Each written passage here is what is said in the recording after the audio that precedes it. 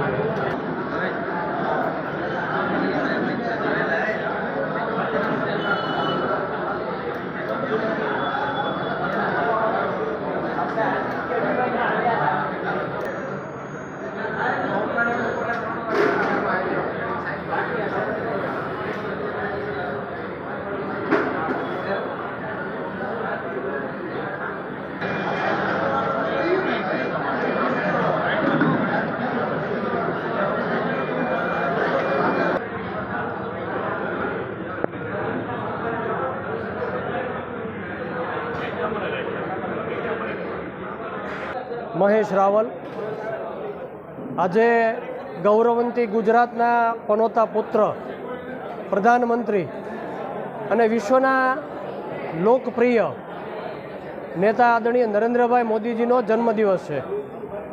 તેમના જન્મદિવસ નિમિત્તે ભાવનગર પશ્ચિમ વિધાનસભા ક્ષેત્રના ધારાસભ્ય, પૂર્વ પ્રદેશ ભાજપાના અધ્યક્ષ, પૂર્વ કેબિનેટ મંત્રી આદરણીય જીતુભાઈ વાઘાણી તેમના 7 વોર્ડની અંદર કેમ્પો કરતા હોય છે।